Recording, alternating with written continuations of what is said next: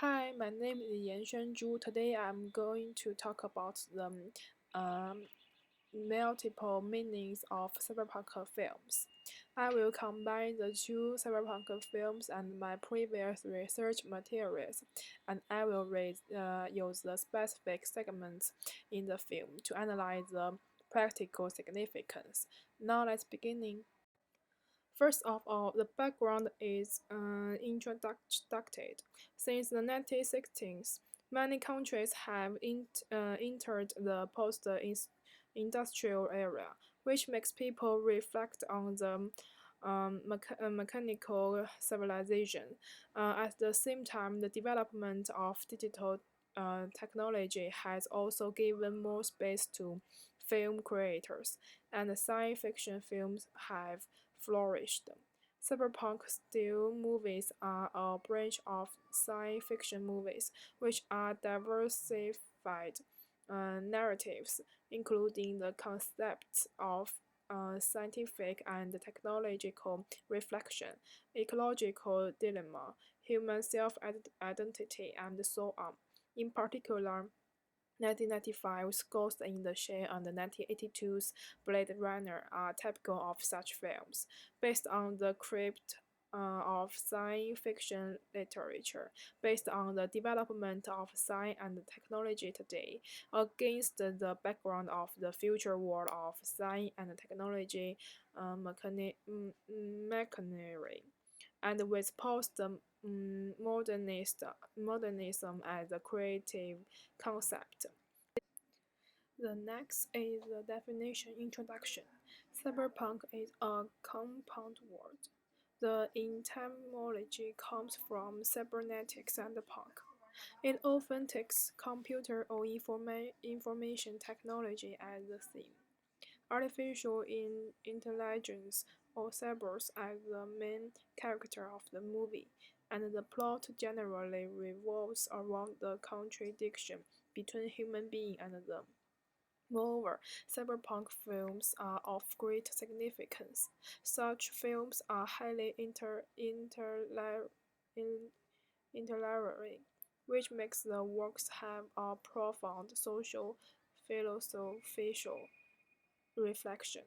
But both films are adapted from works of the same type. They are different from the type of space travel in the early science fiction works, but they image in the future as the background. It usually appears as the external image of human beings and as cyber's social identity, so as to explore the choices facing human beings in the future. Both are in the form of man-machine combination, but the movie character of Blade Runner is replacement, which looks like human beings and is man-made. In Ghost in the Shell, they are cybers, which only keeps the human brains, and the rest is made by machinery. In the cyberpunk film, where human and machine are the internal contradictions, we can analyze the deep subject of the film from different perspectives. Next, we will analyze them in detail in combination with film cases. The first part is about humans' fear and reflection on science and technology. The first is the fear of future technology. Since the medium and the late 1980s, with the development of science and technology and the deepening of information technology, this type of film has been constantly created. At the same time, people's worries and fears about the risks of science and technology have gradually increased from the original nuclear radiation, environmental pollution to biotechnology, genetic engineering, artificial intelligence, and other issues. The emphasis is on the ethical issues implied in it. At the beginning of Blade Runner, the story background is that it happened in the colony named Offworld. and human slave workers, replicants began to rebel and revolt, and the government began to order to kill them. This expressed people's complex physiology of coping people. The concept of good and evil obviously has some connection with desires. Those who ignore the traditional ethical relationship make replicant and kill them at all are evil. It's a fear of the unknown. In the movie Ghost in the Shell, it's the prediction of the unknown technical monster, which is embodied in the character of Puppet Master. He is an artificial intelligence and with self-consciousness. After awaking, he constantly thinks about the problem of positioning. In this process, he invades the network steam, causing great damage and correlates. This showing that while human beings enjoy the entertainment and the convenience of life brought by science and technology, the fear of artificial intelligence also comes from the information network and the consciousness is gradually controlled. The third is the reflection on the future of science and technology. After the disaster of science and technology, people are also thinking about how to use science and technology for better life and development. The author of The Ghost in the Shell sketches them and imagines the combination of future technology and the human beings. Human beings can replace their body parts with machines so as to repair or enhance them and become robots. That is only further retain brain and memory and physically transform them to adapt to future life.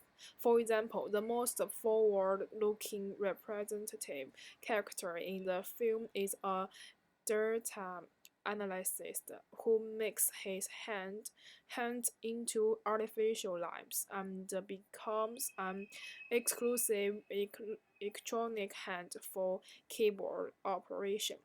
It's ironic to ask whether people will replace their body parts with machines in order to strengthen their abilities, which is worth the audience consideration. Cyberpunk movies use a lot of details to depict the future landscape.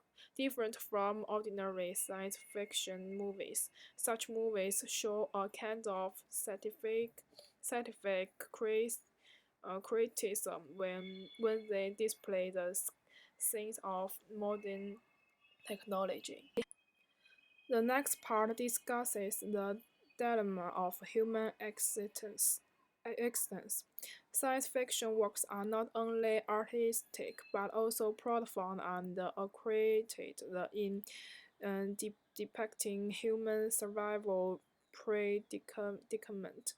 The film is based on the background of high integration of Earth's culture after the Third World War in the original work. And what the film wants to embody is mainstream culture and mixed subculture that have been digested. The most representative clip is that shortly after the film starts, the the actor Deckard goes to the sushi store to order food. He quarrels with the shopkeeper because he doesn't understand Japanese. When he is about to sit down for dinner, he is met by Gaff, a Hungary-speaking official. This short clip reflects the cultural characteristic of globalization in the future, which can be seen as a mapping of the current situation of the multicultural and immigration system in the United States. When seeing pedestrian and billboards with different language flooding the street. The audience suddenly found that they had to endure subculture invasion like Deckard. The third part is about the identity crisis of the subject. First of all, it's about the human reflection under the post-humanism.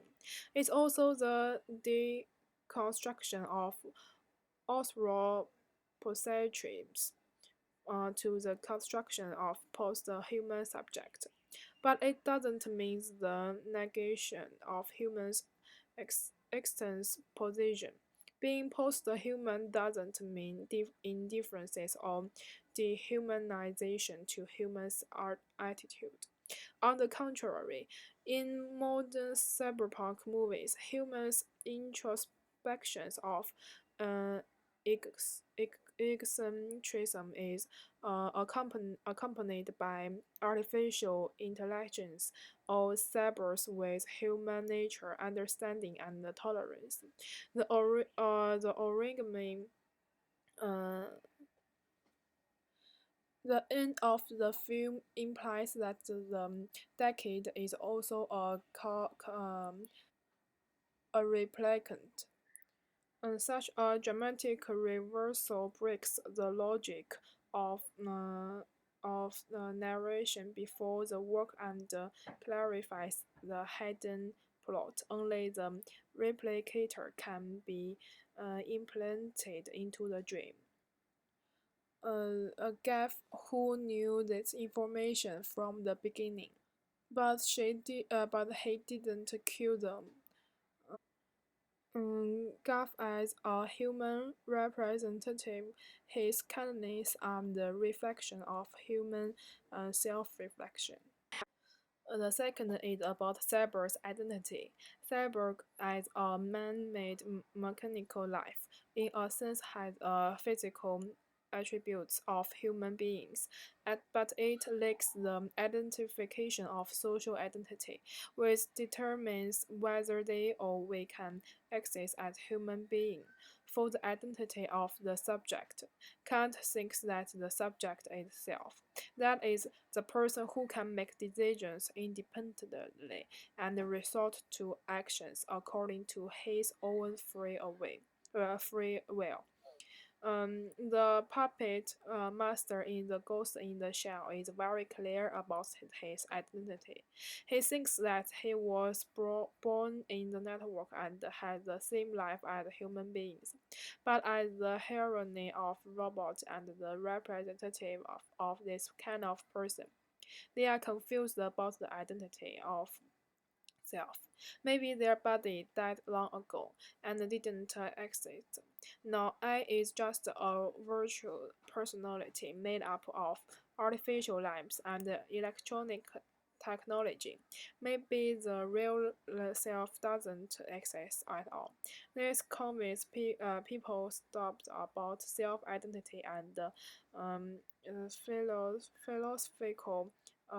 philosophical concepts. The conclusion is that the cyberpunk films have two-layer narrative. The surface layer is to build a future world well, but the deep layer is to reflect the plight of human survival. With the development of science and technology, more and more science fiction works appear, and the content gradually becomes reality. Excellent cyberpunk works, with multiple narrative themes, have humanistic care and practical value. We should learn to reflect and predict the future, so as to change the living environment, state, and concept, in order to bring more and more positive significance to human life.